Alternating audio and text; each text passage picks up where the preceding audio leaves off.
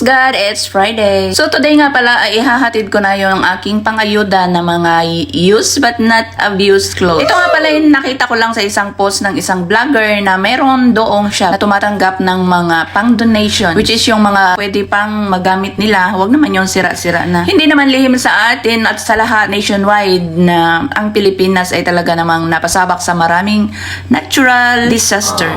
Andyan na yung lindol, bagyo, baha, ulan, kahit ano pa, nakakalungkot isipin. Pero wala tayong magagawa dyan sa mga disaster na yan kasi kalooban yan ng panahon. All we can do is to help the victims. So ang inyong lingkod na Lola Jen is for the go to help. Naisipang magbigay ng mga gamit na magagamit pa, medyo luma or luma, pero magagamit pa ng mga nasawi doon sa baha at bagyo at saka lindol. So this time, porsigido akong maghatid. And for you to know, ito nga palang building namin ay may nag-renovation sa taas. So maingay siya, sobrang ingay na ang sakit sa ulo dahil nagja-jackhammer. Pero alam nyo ba, naisip ko na ang renovation sa taas ay isang blessing in disguise. Dahil kung hindi dahil sa ingay niya o hindi dahil sa pag-renovate nila, wala akong time na maghatid or kalkal sa Facebook para maghanap kung paano ako makatulong. Kasi dapat binebenta ko na tong mga used clothes ko eh. Kaya lang hindi naman siya mabenta lahat. Syempre, mga modern ang mga tao, kailangan nila yung uso.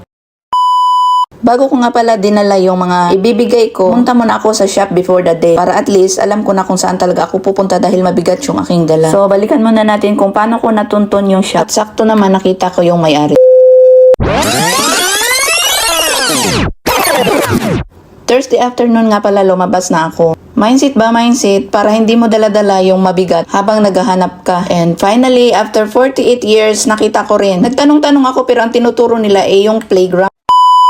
And this is it. I'm riding a bus. Papunta na doon. Doon sa tamang tao. Huy, char lang. Pero tama naman, tamang tao na pagbibigyan mo ng iyong tulong. Yung hindi ka scam or hindi ka lulukuhin. Uso pa naman ngayon ang manluloko. Loko! So dahil nga nasira yung aking bag, iniisip ko paano pagbaba ko. Ang laki pa naman ng kanyang pagkasira. As in, natuklap talaga yung tayo. Pero hello, apo to ni MacArthur kaya I can manage. Nakababa na nga pala ako ng bus and here's how to go. From exit B1, left side, makikita mo at madadaanan mo itong Southern Playground na akala nila ito yung Wan Chai Stadium. So tuloy-tuloy ka lang sa paglakad hanggang makita mo yung stoplight. At pag nakita mo, syempre stop ka pag red. And for the go ka na pag green. Yan, dyan tayo lumabang, tumawid. At pag nakatawid ka na, doon ka naman tumingin sa yung left side, makikita mo yung HSBC. So diretso ka lang doon hanggang sa stoplight ulit, tapos tumawid ka ulit. Pagkatawid mo is right side naman tayo hanggang sa dulo hanggang makita mo itong signboard ng Lockhart 4286 Street or Road. Basta yun na. Pag narating mo na nga yan ay left side ka naman and this is it, mga ilang hakbang mga